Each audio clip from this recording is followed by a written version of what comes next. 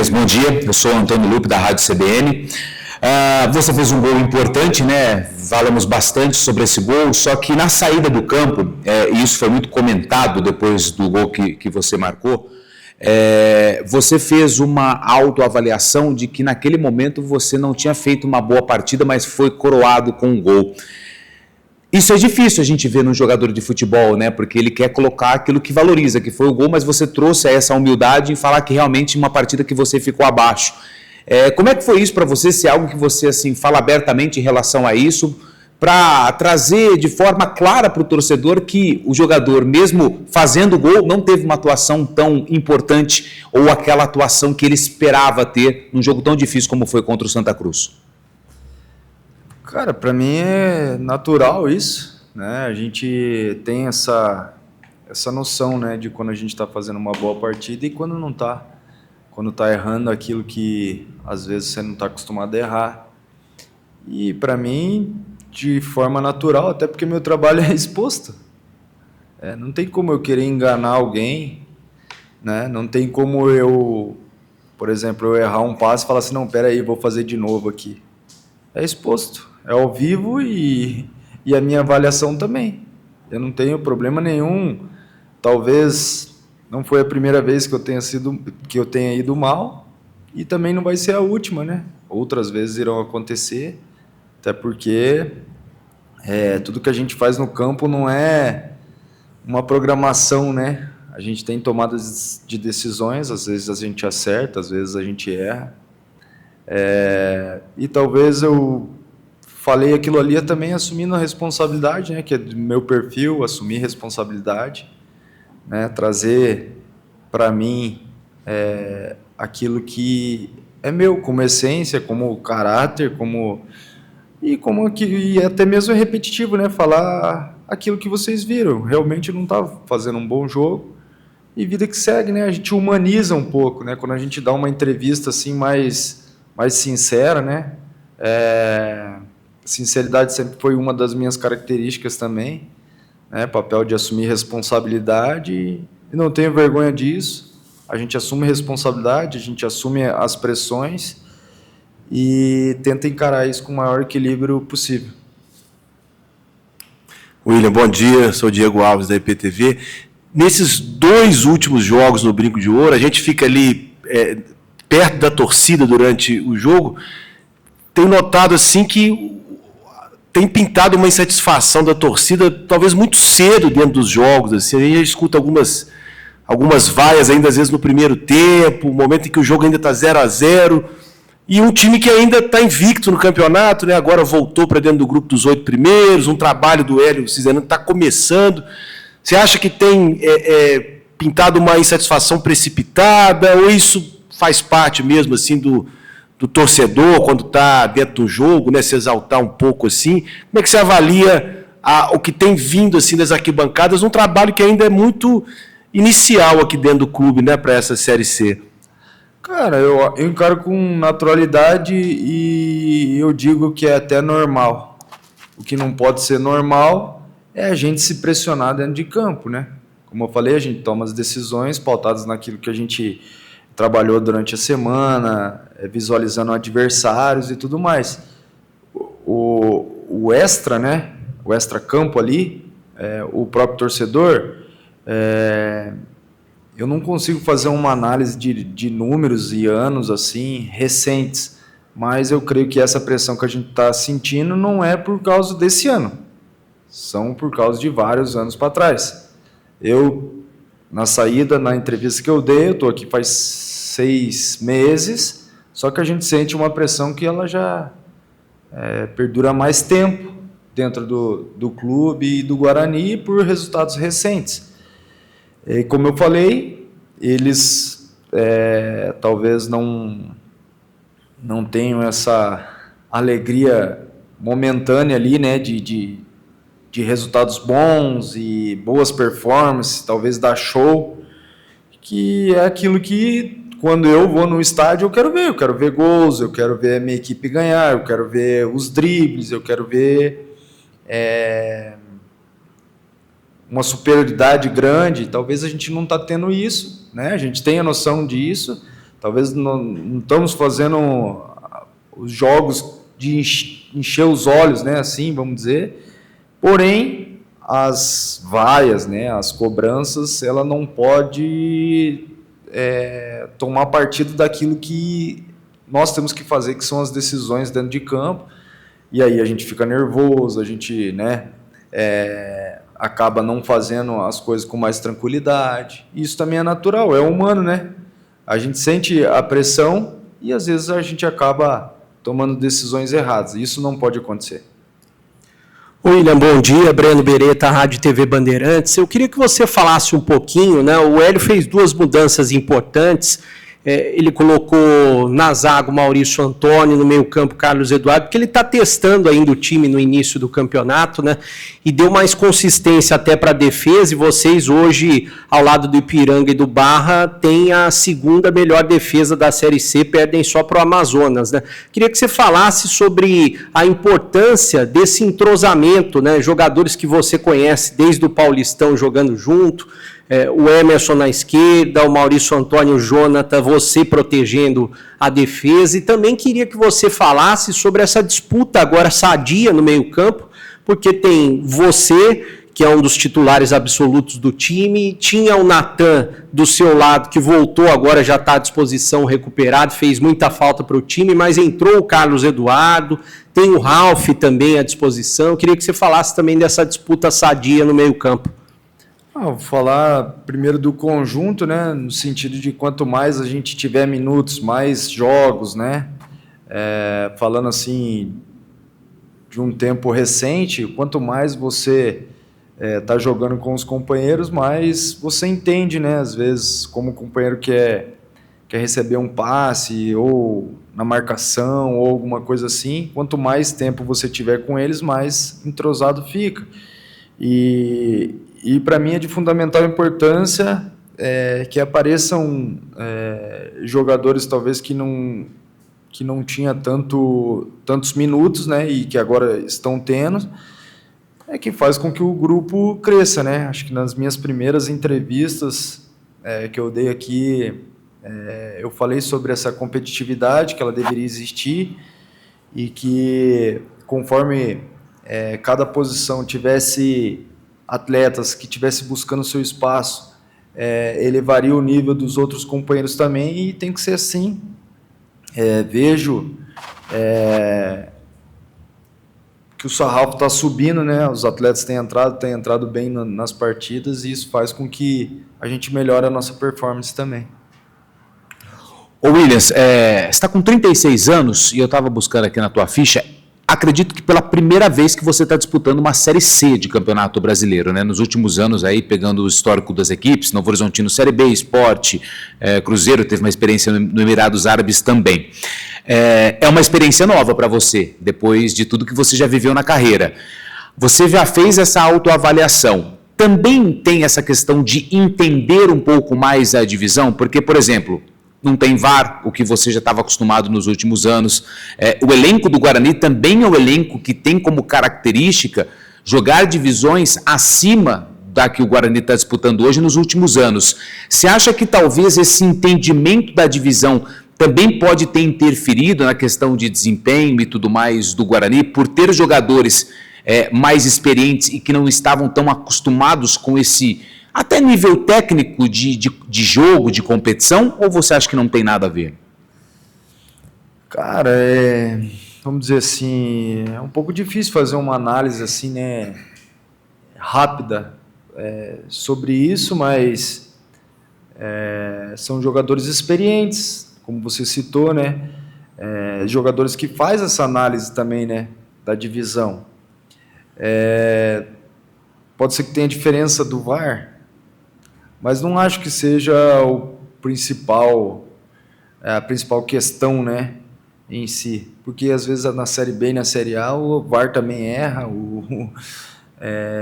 Então, o nível de competitividade não vejo que seja diferente, a competitividade igual há na Série B e na Série A. Acho na Série A que os atletas precisam de poucas oportunidades para fazer o gol, uma ou duas no máximo. Talvez na Série C erre um pouquinho a mais, né? Mas, assim, eu acho que tá cedo ainda, cara. Foram 5 jogos para eu fazer essa análise, assim, mais completa e poder ser sincero na minha análise. Ô, William, eu vou te fazer uma pergunta que vai parecer um pouco deslocada, assim, da realidade do Guarani especificamente, mas tem a ver, assim, com algumas coisas que eu tenho observado no futebol de forma geral. E, assim, às vezes, durante os jogos, me prendo um pouco nessa questão que eu vou trazer aqui, que às vezes, o posicionamento do árbitro dentro do campo, assim. Eu notei que nos últimos jogos, de diferentes divisões, jogos que eu estive trabalhando, assistindo pela TV, muitas jogadas, às vezes, são interrompidas, porque a bola bate no árbitro, às vezes ele está no meio de uma jogada, ou às vezes o jogador vai dar um passe e muda a direção do que vai fazer, porque o árbitro está na frente do campo, e assim, e não é uma crítica à arbitragem, porque o árbitro quer acompanhar de perto a jogada, mas para vocês no dia a dia, assim, por exemplo, a gente não tem acompanhado tanto mais os treinos, né, abertos, assim. O treinador, quando vai fazer alguma atividade, às vezes ele coloca, sei lá, um auxiliar para simular a presença do árbitro dentro de campo. Essa é uma coisa que no treino vocês eventualmente fazem, e no jogo também, às vezes vocês notam isso, sim, que o árbitro às vezes está no meio da jogada, isso interfere às vezes na construção de uma jogada. Como é que você observa isso no dia a dia, e se isso no treino também, às vezes o treinador trabalha, assim, de colocar um auxiliar, às vezes fazendo a figura do árbitro ali dentro do campo, assim, durante o treinamento?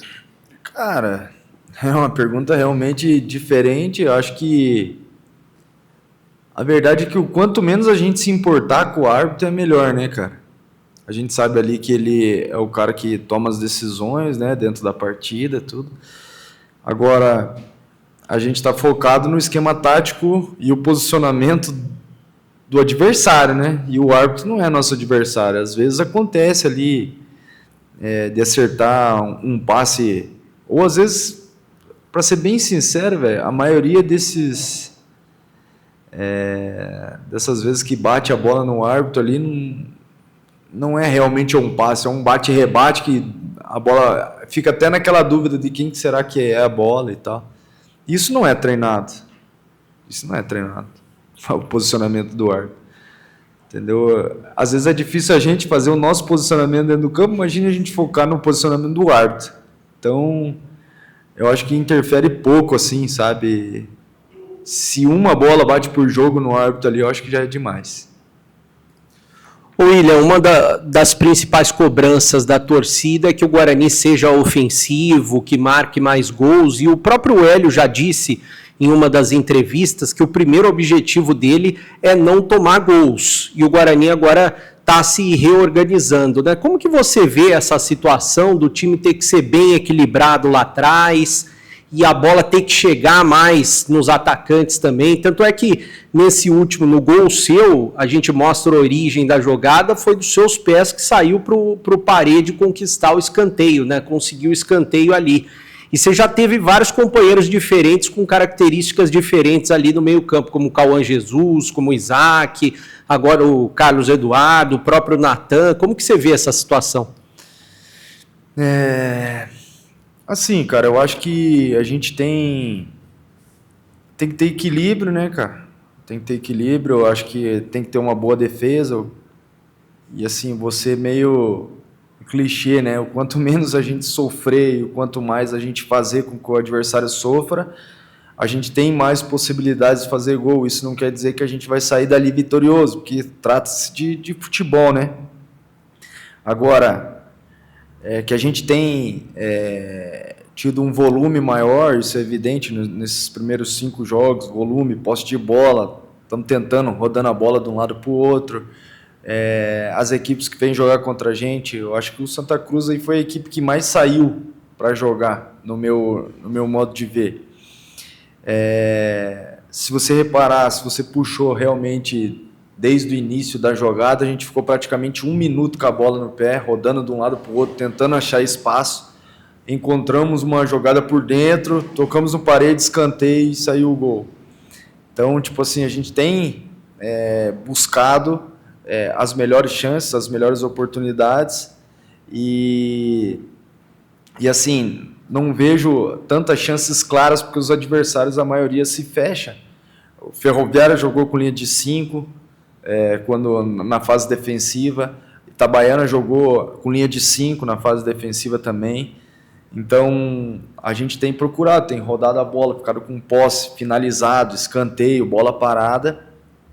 E assim, o quanto mais a gente criar, o quanto mais a gente tiver essas oportunidades mais claras, mais chances a gente vai ter de fazer o gol e que a gente consiga, né? Esse é eu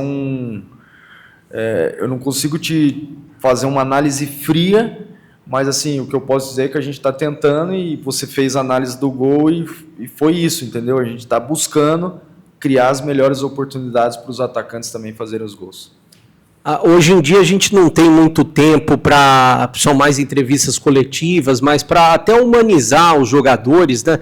Até na saída do gramado você falava a respeito da importância do seu gol, que o seu filho pedia. Como que foi dentro de casa para você esse gol? O que representou, né? E o que tem representado a cidade de Campinas também? Porque até quando você chegou, você falou da necessidade, do cuidado com relação a um dos seus filhos, de ficar mais próximo, que Campinas tem essa estrutura. O que está representando jogar no Guarani e dessa evolução ao lado da sua família e do seu filho para você também? Desde o início eu sempre comentei que Campinas tem sido muito bom para mim e para minha família, né? A gente ficou praticamente 2 anos, né, longe do meu filho por causa de falta de tratamento na cidade de Novo Horizonte, porque não tinha tratamento, então eu fiquei 2 anos longe do meu filho mais velho. E quando a gente veio para Campinas, a gente vê uma cidade estruturada. O meu filho mais velho tinha ficado em Curitiba, que também é uma cidade estruturada, mas Campinas tem sido melhor nas questões dos tratamentos, os especialistas que estão cuidando dele, tudo.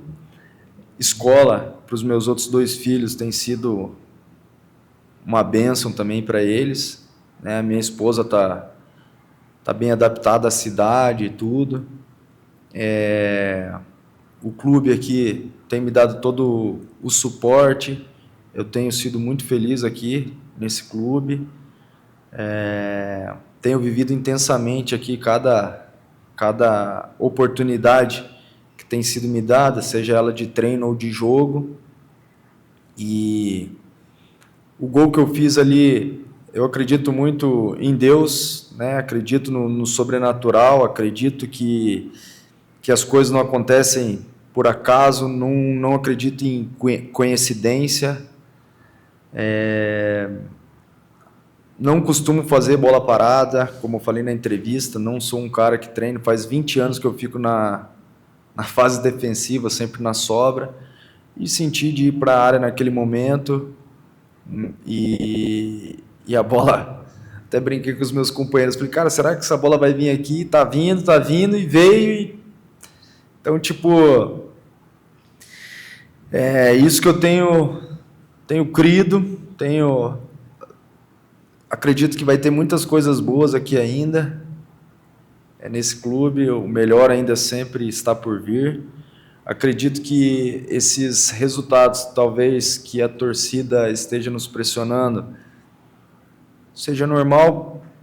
Como eu falei, é um privilégio sentir pressão, é um privilégio estar num clube que tem história, é um privilégio estar num clube que tem a camisa pesada. E também eu tenho a ciência de que a gente não vai subir no jogo contra o Maringá. A gente vai subir em outubro. E até lá faltam 4 meses. Então, acredito que é uma construção tudo isso que a gente está fazendo. Eu sei que às vezes há uma pressão absurda por tudo, pela história. Como eu falei, é um clube de tradição. Há uma pressão, só que a gente não vai subir na segunda-feira. E a pressão de segunda-feira pode ser que até outubro ela vai estar muito maior, muito mais carregada. Os atletas vão estar muito mais sobrecarregados se a cada dia a gente ir ali despejar um caminhãozinho de pressão. E nós não vamos subir, vou repetir, a gente não vai subir na segunda-feira. É outubro, uma construção aí grande que está sendo feita.